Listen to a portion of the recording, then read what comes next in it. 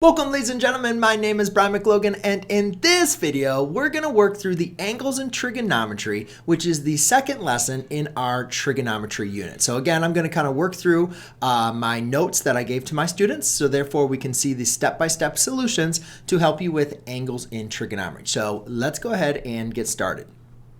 What you're going to learn, basically what we're going to cover in this lesson is we're going to learn how to label and graph angles in trigonometry. We're going to make sure we can find different types of angles, as well as how to convert between angles in trigonometry. So, first of all, I just wanted to kind of remind students, some basic operations that we apply in with our angles. And this is something that, might pop up, throughout the lesson or next couple chapters. But in geometry, we talked about finding the complement and the supplement. And the complement are angles that are complementary, remember, add up to 90 degrees. So if I wanted to find the complement of an angle, I'm just going to subtract that angle from 90 degrees, and therefore I get 53. Therefore, 53 and 37 are complementary angles. Supplementary angles are angles that add to give you 180 degrees. So again, you just take 180, subtract 37, and you can see that 143 is going to be the supplement of 37 degrees. Now, so far, up to this point, mostly, in geometry and what we've covered so far, negative angles don't make any sense. So therefore, 90 minus 111, you see is going to be a negative 21 degrees. But we're not going to include negative angles as complementary angles. So that's kind of, taken away back from previous definitions we used, as well as the context of angles that we've previously used. However, I can subtract 111 degrees from 180 to go ahead and get the supplement, which would be 69 degrees.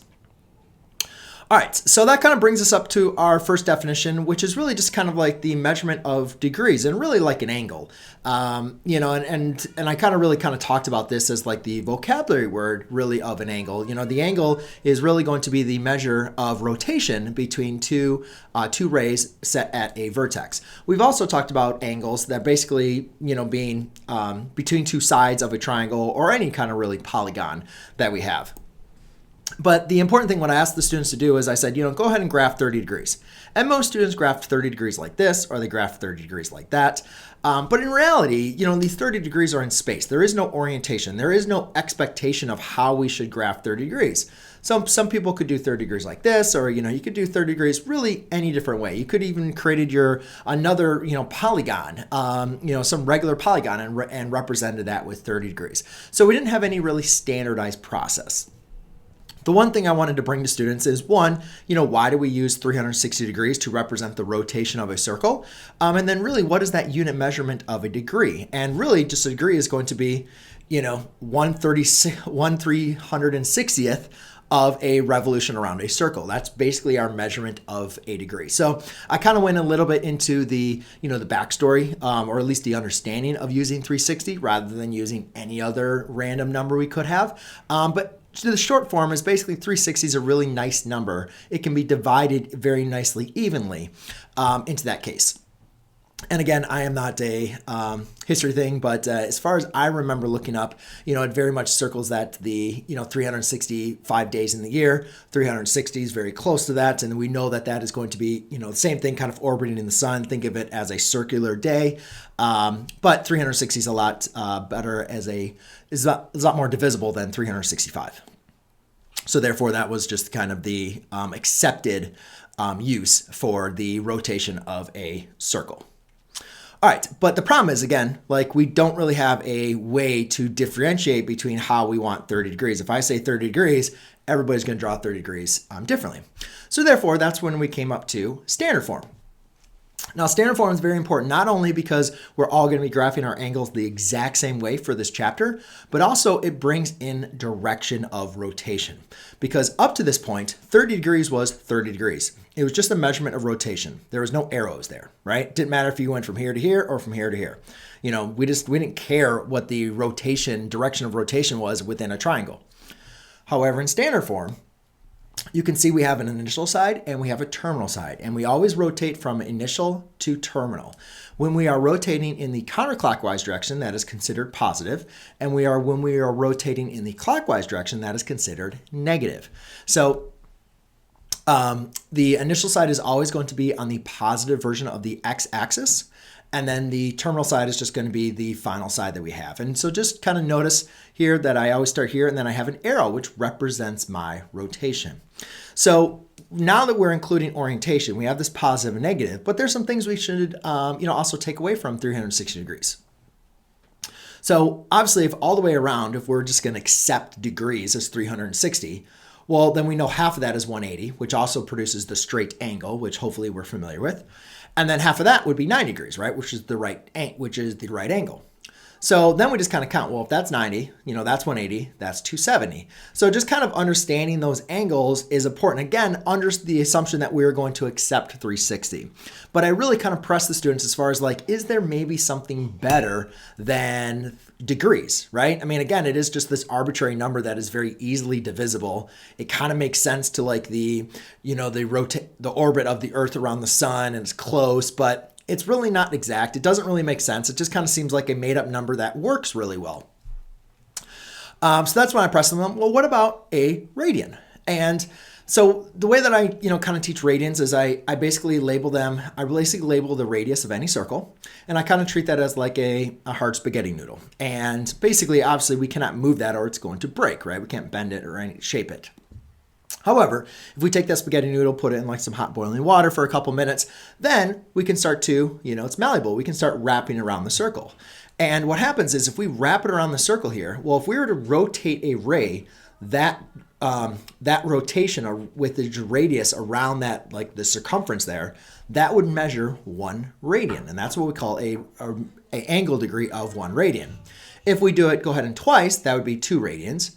And if we did it 3 times, that would be 3 radians. Now, the interesting thing is, if we, it looks like it's really, really close to being 3 radians halfway around a circle. And I said, wouldn't it be perfectly great, amazing, if it was exactly 3 radiuses that could wrap around halfway of a circle?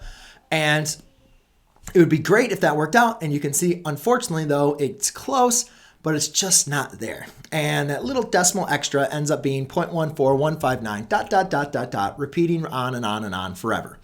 And therefore better known as pi. So I prefer, pi. I like the understanding of pi is basically the number of radiuses it takes to wrap around the circle. I mean, yes, circumference over diameter or any other definition that you've used for pi, works, but I just like it. It's basically taking the radius and wrap around the circle. There's 159 radiuses that you can wrap around the circle.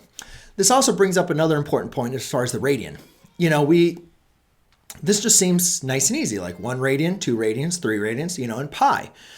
So we can have an angle measure in just standard numbers, or we can also refer to radians, which is going to be more common in terms of pi. So therefore, if we know halfway around a circle is pi, all the way around the circle is 2 pi. Now we can do a quick little conversion. I kind of, prepare students that yes, pi is equal to 180 and 2 pi is equal to 360. So therefore we can convert between radians and degrees and between degrees and radians. But we have to be careful. I told students, a lot of students do not like radians, like, this is something new I have to learn. So maybe I'll just convert every single time I have radians into degrees. And I said, if you do that, you're never going to finish a test in my class because it's just going to take too long. 9 out of 10 problems that we'll probably be doing, on tests and quizzes are going to be in radian form. So you're going to want to make sure that you are comfortable with radians as much as you are with degrees, which up to this point, you're definitely more comfortable with degrees than radians. So to convert, we have this conversion ratio. Because basically we know that pi is to 180 and 180 degrees is to pi. Now, a lot of students have trouble with this. So I just remind them, well, look at your other classes when you guys have done conversion ratios. If I wanted to convert 7 inches to feet, what I would do is I'd multiply it by the conversion ratio of 1 foot is to 12 inches. And right, because we know that 1 foot, at least for the standard American system, 1 foot is equal to 12 inches. They are the same measurement, just different units. But when I multiply 7 inches by 1 foot over 12 inches, again, since this is the same measurement divided by itself, I'm not changing the fraction. But the reason why I'm using this conversion ratio is because I'm going to be changing the units. The inches now divide out, and I'm left with 7 times 1 times, foot. 7 times 1 divided by 12, which gives me 7/12 inches. So therefore, you could say that 7 inches is equal to 7/12 of a foot, which I wrote down here incorrectly. It's not inches. The inches divide out, so that's feet. However, if I wanted to figure out how many inches makes up 7 feet, well, now I'm going to multiply by the conversion ratio of 12 inches over 1 foot. And here you can see that the feet divide out, and therefore divide, out to 1. And therefore I'm just left with 7 times 12 inches, which ends up being 84 inches. So we've used the conversion ratios for different units of measure. And again, it works, for the metric and everything else. But so that's what we're going to be doing here, because pi is equal to 180. They are the same measurement. They're just in different units. So let's go ahead and, how are we going to convert radians and degrees? And basically what we can do, well, all we're simply going to be doing is multiplying by the conversion ratio. So if you have degrees and you want to convert that to radians, then just multiply by pi over 180. And there's a couple different ways you could do it. You could multiply all the way across and then simplify. Or since everything is separated by multiplication, you can just simplify from there and you're going to get the same answer. The one thing I tell students is, typically if you remember from our unit in rational expressions, it was easier to simplify, apply operations, and then simplify again. So while sometimes students just like to multiply and then simplify, and that works, sometimes they'll get caught up though. So I'd always advise them to look to simplify first. For instance, same thing. Whenever I have radians over here, and I want to, real quick. When I convert this, I get negative 5/6 pi. And again, negative 5/6 pi is really the same thing as negative 5 pi divided by 6. But this is going to be the more common term that we're going to use when we're representing our angles in terms of pi. Over here, so now I have 2 pi over 3. Well, again, if I want to convert from radians to degrees, I want the pi's to divide out, right? So that's why I'm going to use the conversion ratio, 180 degrees over pi. And really, the trick is here I wanted degrees divide out, so I had the degree in the denominator. Like whatever you wanted to have divide out, whatever unit you want it to be, go away with, just make sure that, unit in your conversion ratio is in the denominator of your conversion ratio. And then, you can see how the pi's divide out and the degrees divide out. So again, you could multiply everything across and simplify, or you could just simplify before. 3 goes into 180 60 times, the pi's divide out, and then 2 times 60 degrees is 120. So that's basically the general concept. I think it's important sometimes students, when we want to be able to convert, just to make sure we understand that, they are the same measurement, but we can convert them between the two. So it's not always the best use of our time to be able to do that, but I wanted to make sure students feel comfortable. So let's just go ahead and work through a couple examples here. So if I wanted to convert 240 degrees, again, I want to get rid of the degrees, so I'm just going to multiply by pi over 180. Now here I have 240 degrees divided by 180. The zeros can divide out. That's like dividing 10 on the top and bottom. And then basically I have the fraction 24 over 18. Well, I know that, 6 divides into 24 4 times. And 6 divides into 18 3 times. So therefore this gives me a fraction of 4 pi over 3. Okay, so you can just kind of see how you're reducing your fraction. And that's really like the main issue that students are going to have here is one, choosing the right conversion ratio, but I think with a little practice, you'll get to it. And then really the second issue comes up from students that are just the simplifying fractions. So the next one with the negative. Negative is really not going to impact anything. We're just going to, again, still multiply by 180. So my degrees multiplier, now in this case, I don't really have anything. This one's kind of a little confusing, right? This one was nice to simplify. This one's not as easy. So what I'm going to do is I'm just going to write this as one fraction and kind of think about this. Degrees pi, degrees divide out. So negative 140 degrees pi over 180. Now you could divide by 5 on the top and bottom, right? But again, I already think 45 is half of 90, right? So therefore, I could divide 45 in the top and I could divide 45 in the bottom. Well, 45 goes into the numerator one time and 45 goes into 180, 45 plus 45 is 90, right? And then times that by 2. So therefore, you can see this is going to be a negative pi over 4. And again, later in this lesson, you'll be able to, a lot of these we're going to be converting them very, very kind of quickly anyways. For the next one, 400 degrees. So in this case, again, we're going to be multiplying by the same conversion ratio. Okay, again, we can have zeros divide out, and now we're left with 40 over 18. I don't know a number off my top of my head, but it looks like I can divide the top and bottom by 2. So that would be 20 pi over 9. And that can no longer be simplified. Okay, so some of them are definitely going to simplify. Some of them, is not going to be as easy as other ones. And then you could have ones that would just simplify once, but, that's going to be it from there. The next one is -3. Now, this one's kind of confusing for a lot of students because they immediately think they see a number, not in terms of radians, so they think, oh, it has to be a degree.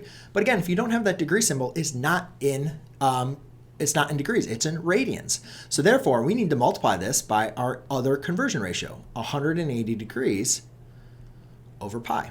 Now, there's really nothing I can simplify here, right? I'm going to be multiplying -3 times 180 times pi. So negative 180 times 2 would be 360 times, plus 180 one more would be 540.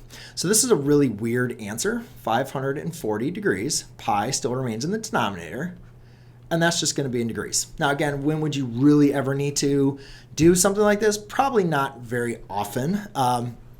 But it's just used to make sure you understand that this is a radian, right? Not a degree. And therefore you can have an angle in terms of pi. It's kind of weird, but in this case, it works. All right, so for the next two examples, you can see they're definitely radians because they're in terms of pi. So I'm going to multiply them by the same conversion ratio, 180 degrees over pi. And again, rather than multiplying everything across, I can see that the pi's divide out. 6 divides into 6 one times. 6 divides into, 18 3 times, so it's going to divide into 180 30 times. So therefore, that is going to be 30 degrees. Actually, let's keep that. We already have the degree there, so you can see that would be 30 degrees. All right, and again, we have another negative angle, but again, hopefully you'll recognize that the negative angle really doesn't matter. It's just going to make the negative angle negative at the end. So again, let's multiply by 100 degrees divided by 5. And again, you can see like this 5 is not really as nice.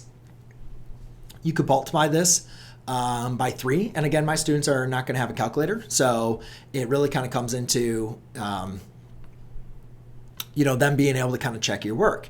And that's what I'd kind of also just, make sure with students is like, divide this in there. Like you can just do the work to the side if you need to. What am I doing by pi?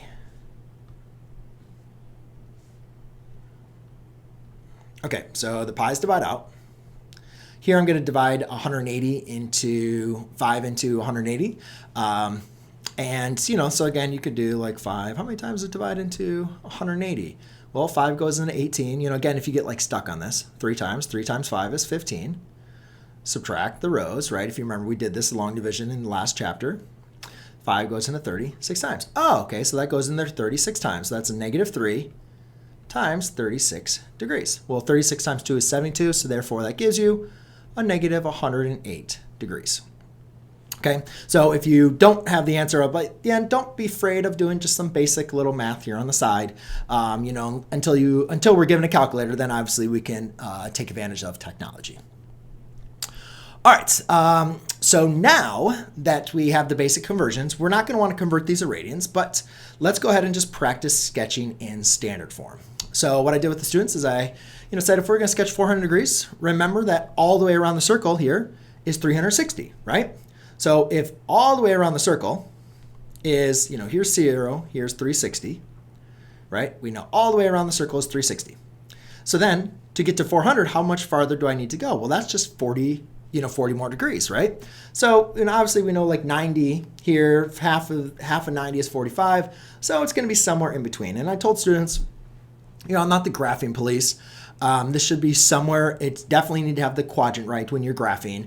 You need to make sure that you're showing the whole rotation, not just showing, that angle.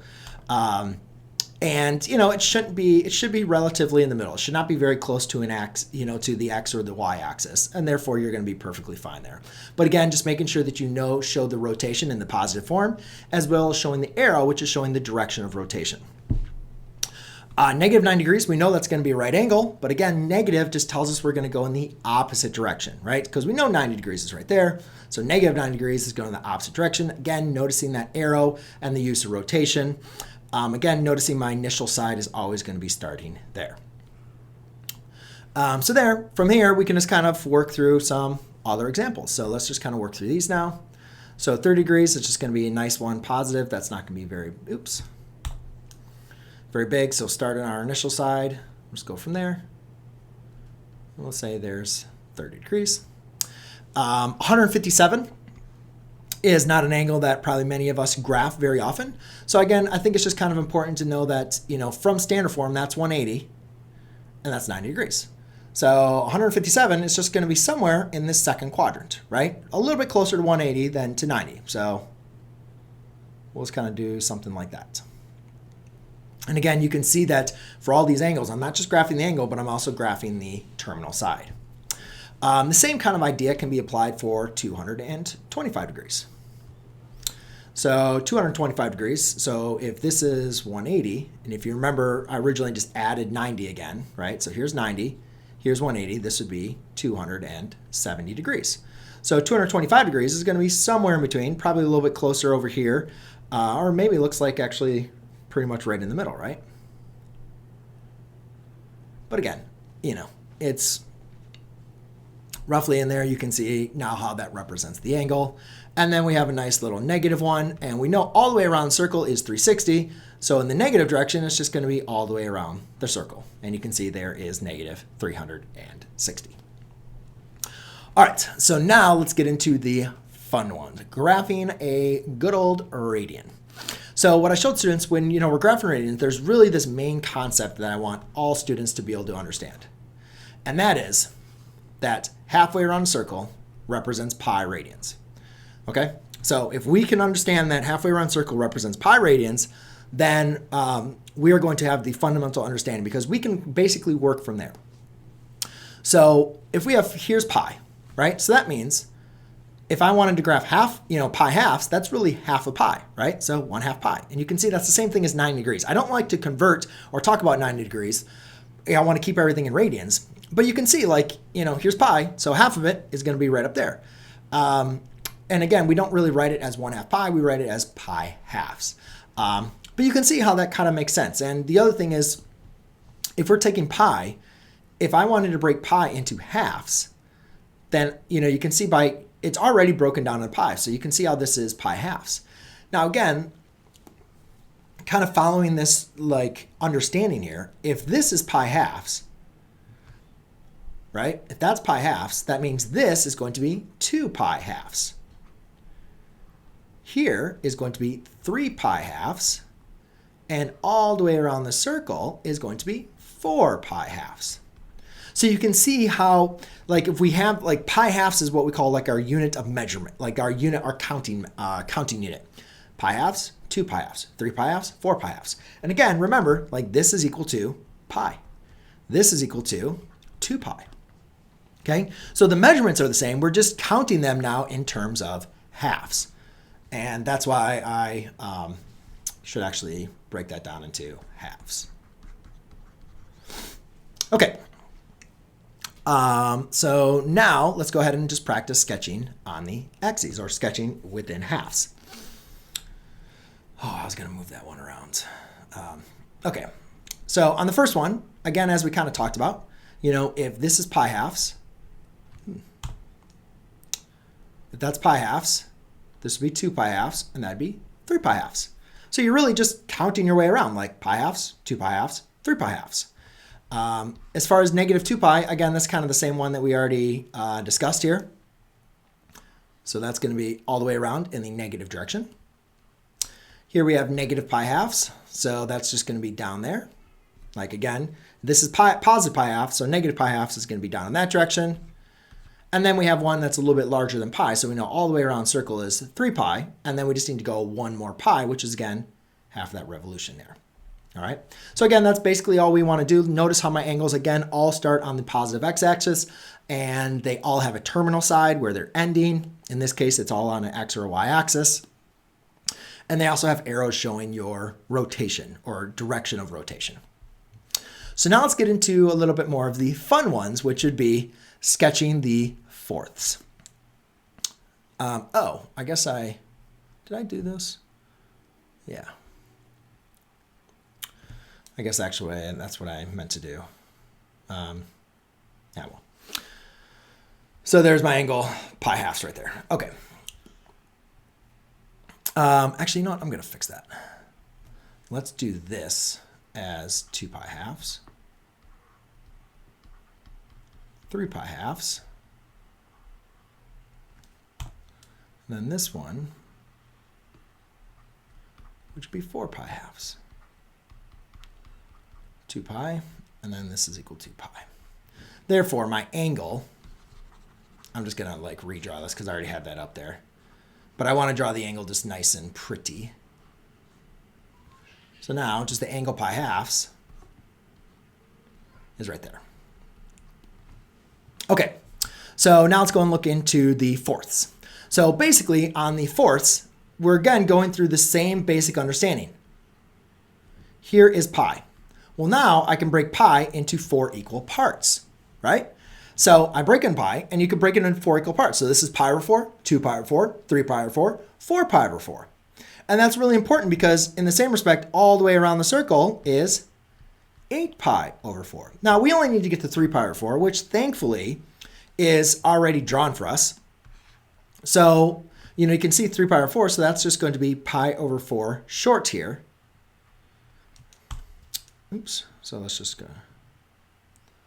So you can see 3 pi over 4 is this angle right here. So I'm just going to redraw it down there, 3 pi over 4. But it's basically this understanding, again, of taking pi and then breaking it up into 4 equal sections, right? It's like taking that candy bar and cutting it to however many sections that you want. So understanding that, now let's just go and work in through a couple more examples, which, wow, I have 3 of them that are negative. So maybe I changed one of those. I don't know why I did that. All right, so let's do negative pi over 4. So again, that is going to be, you can count it. Like if you want to break it down if you like to and break it down into fourths. But again, you can just see that negative pi over 4 is just going to be that angle right there. Negative 7 pi over 4. Now this one is, again, a lot of students like to count these up. So you can break a fourths here, break a fourths there. So 1/4, 2/4, 3/4, 4/4, 5/4, 6/4, 7/4. So you can say it's almost, no. So you can see it's almost all the way around, right? And again, like all the way around circle we know is 8 pi. So if you're at 7 pi over 4, that means you're just going to be pi over 4 short of a revolution of a circle. And again, notice this is negative, so therefore that's why we're going around in the negative direction. As far as negative 9 pi over 4, I think let's just make that a positive. That's what I'll do here.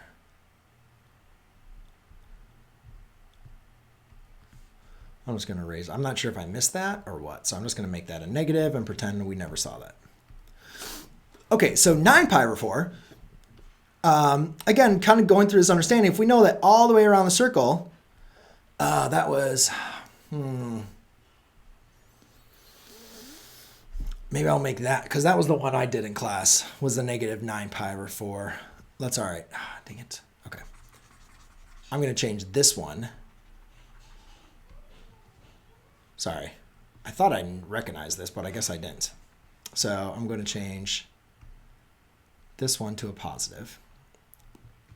I only really need 2 negatives, so I'm not sure why I did 3 negatives. Kind of weird.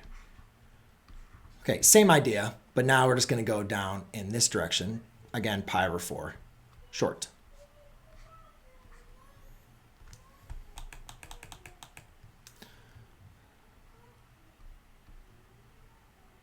Right, so force, force, force, force.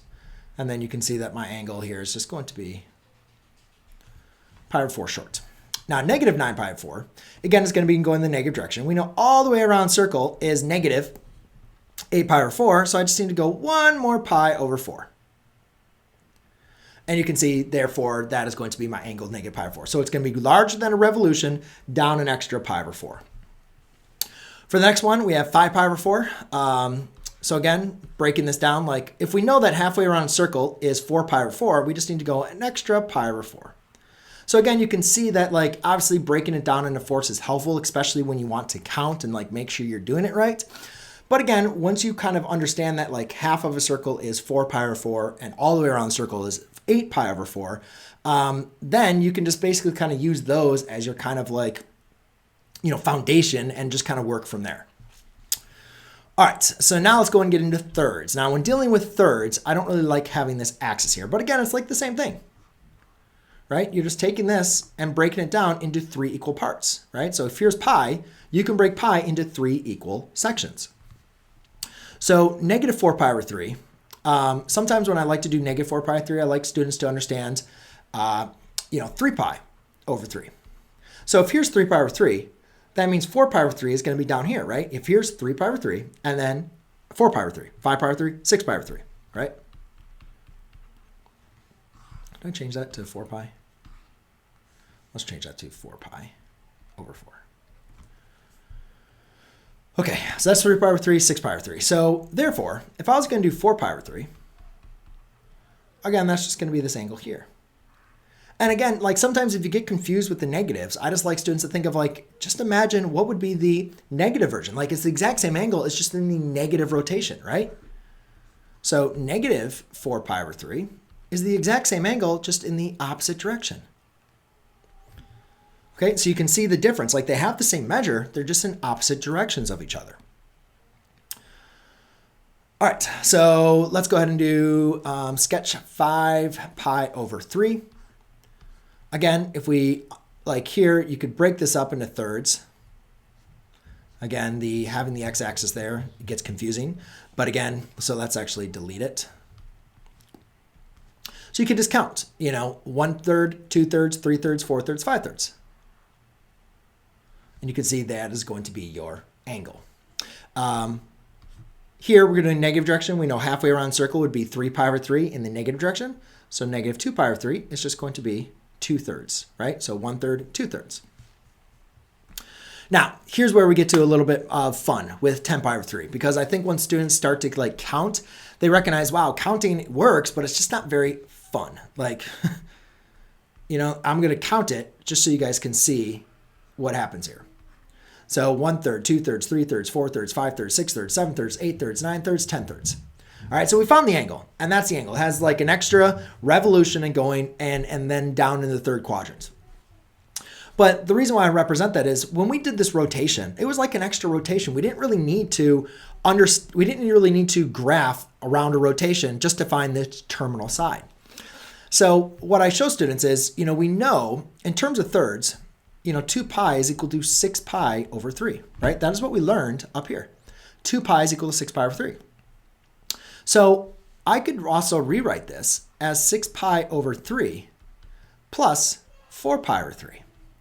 Now we can't discredit that the 6 pi over 3 exists, but it's a little bit easier to understand that when I want to graph this, 6 pi over 3 is a revolution. I can graph that very easily. Wrap it around the circle, right?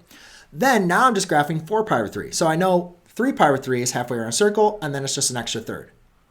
So now I can just graph from there.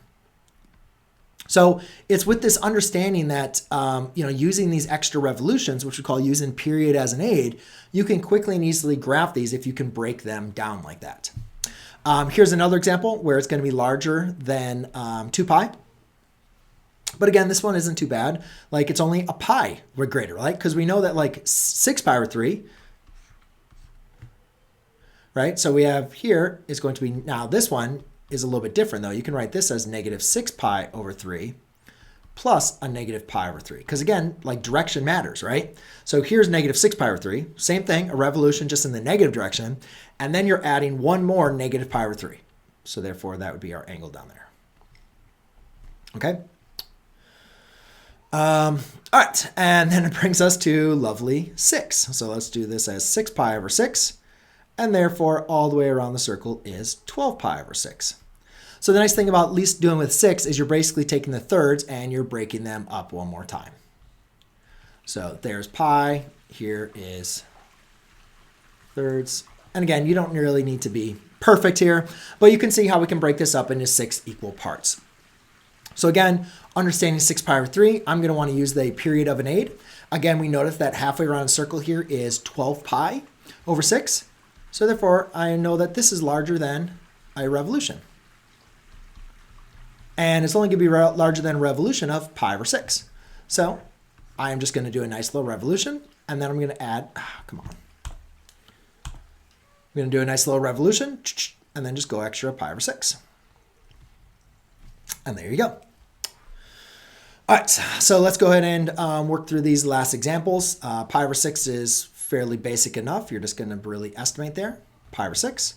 Here we have negative 5 pi over 6. Again, halfway around circle is 6 pi over 6 in the negative direction. So we're just going to be pi over 6 away, like short. There you go. Next one, we have negative 11 pi over 6. Again, all the way around the circle is 12 pi over 6. So all the way around the circle is 12 pi over 6. So therefore, again, we're going to be pi over 6 short. But again, just remember this is a negative angle. And then last but not least, guys, we have 17 pi over 6.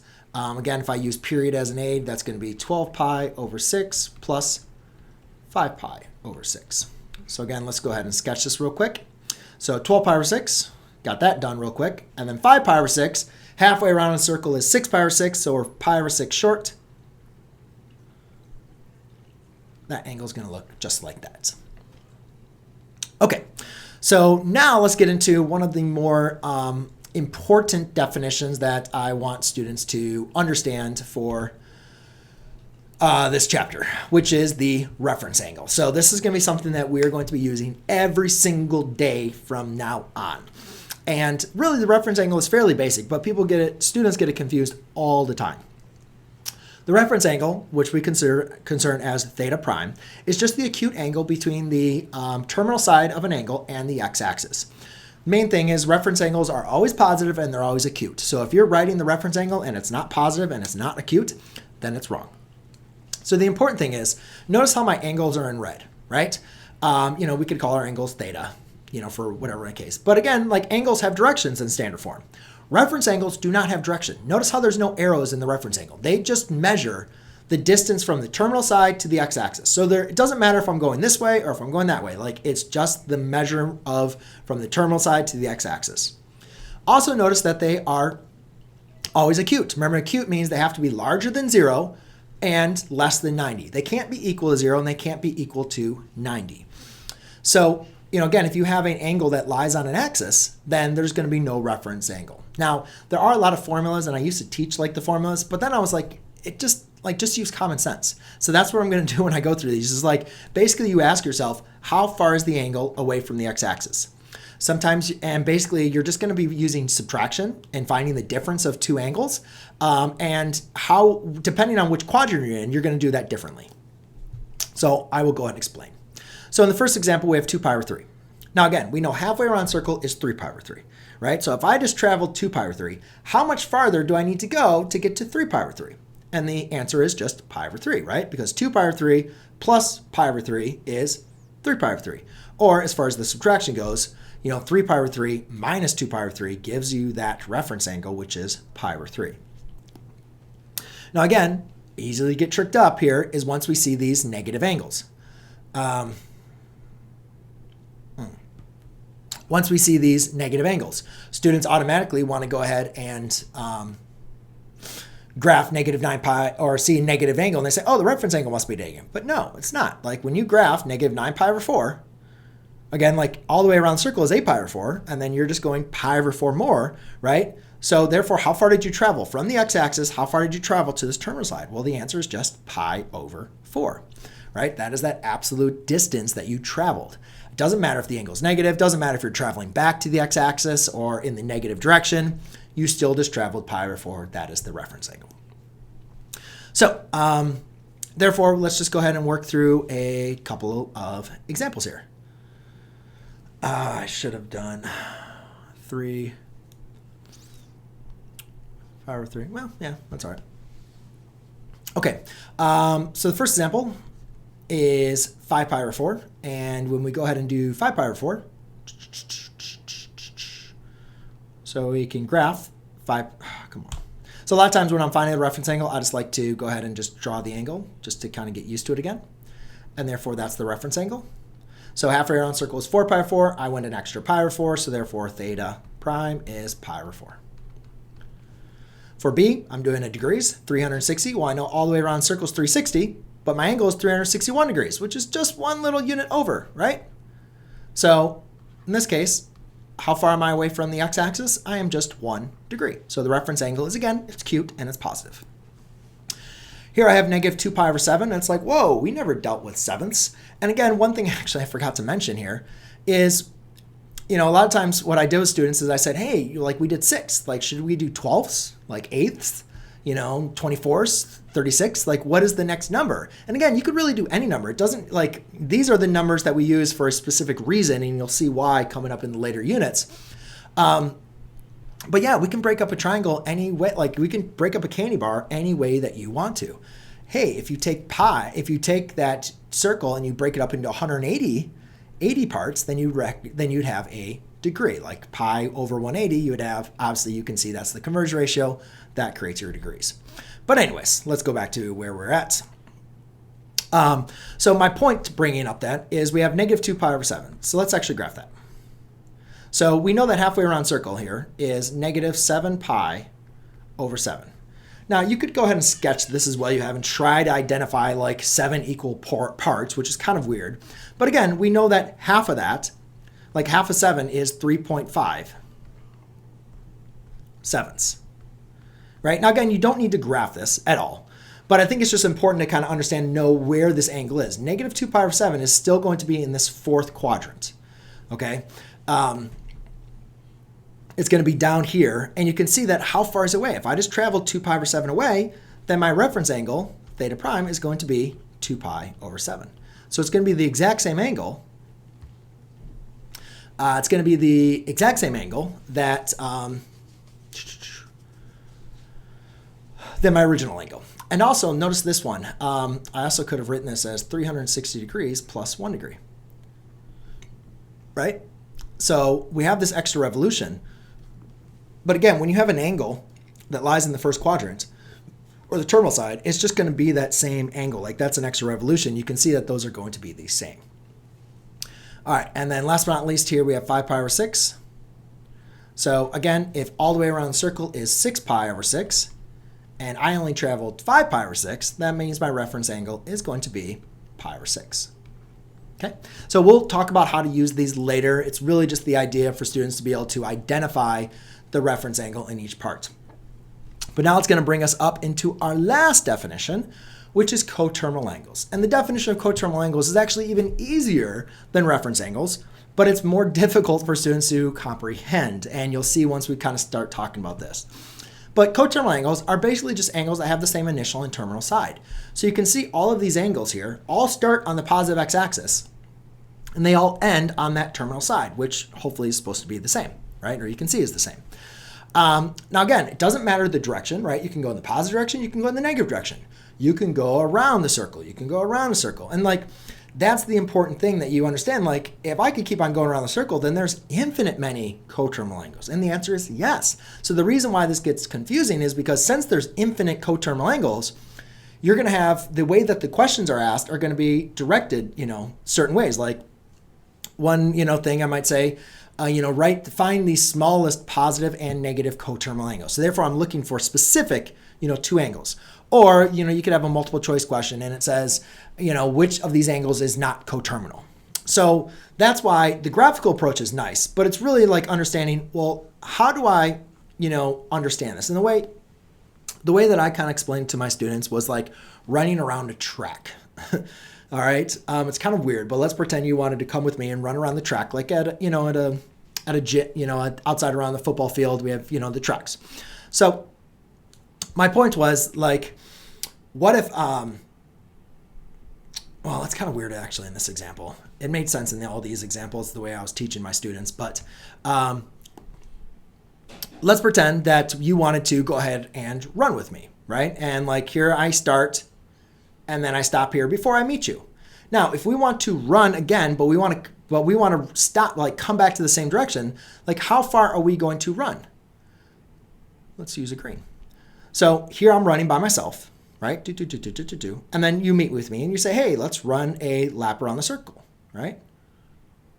So if we run a lap around the circle again, you can see that we're back to where we started.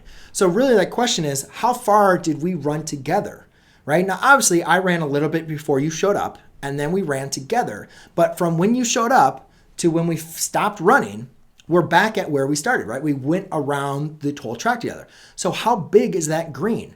So that's why you can see I'm going to do the green as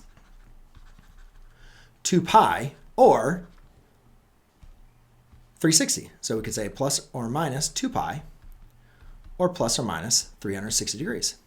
And I would say, well, why are you subtracting 360, right? And again, like it kind of gets a little different. Like you could basically go in the opposite direction. And then if you, so you could say that by subtracting 360, you're going to get to the same angle as well. So we could start and then you could add 2 pi, or from here, from this point, you could actually subtract 360 and that would take you back to the same point. It gets a little confusing looking at it that way. But really the way to find, and I'm actually going to delete that. But the way to understand coterminal angles is you're just adding and subtracting 2 pi or 360. You're just adding a revolution. Because again, what is 2 pi? What is 360? It's just a revolution, right? It's just a loop around the circle. So when you add 2, like if here's your like angle and your point, and if you just add to 360, you're just going to keep on going back to where you started, right? Or if you went in the negative direction, which is subtracting 2 pi or subtracting 360, you're going to get the exact same thing. Now, it doesn't really make as much sense in the context of the problem I explained, so that's why I wanted to kind of stop it.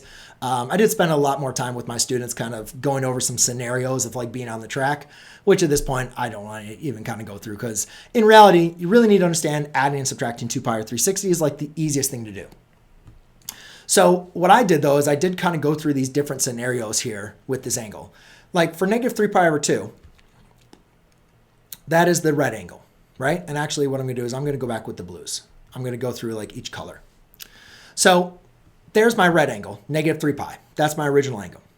Now, what if I took and I subtracted, so let's do negative 3 pi over 2, and let's subtract 2 pi. Now, obviously, guys, subtracting 2 pi with a fraction, that's like, oh, God, what am I going to do here? But again, remember, in terms of halves, we can just rewrite this as negative 3 pi over 2 minus 4 pi over 2, right? Which gives us a negative 7 pi over 2. Now, if we were to graph negative 7 pi over 2, that would be that blue angle. And think about it. If you go all the way around the circle, that's negative 4 pi halves, 4 pi halves, 5 pi halves, 6 pi halves, 7 pi halves. So you can see how that is verified algebraically. Now let's do a green one. Because again, I said you could, subtract. You could also add. Now, instead of using 2 pi again, let's just add 2 pi. Oops, I'm sorry.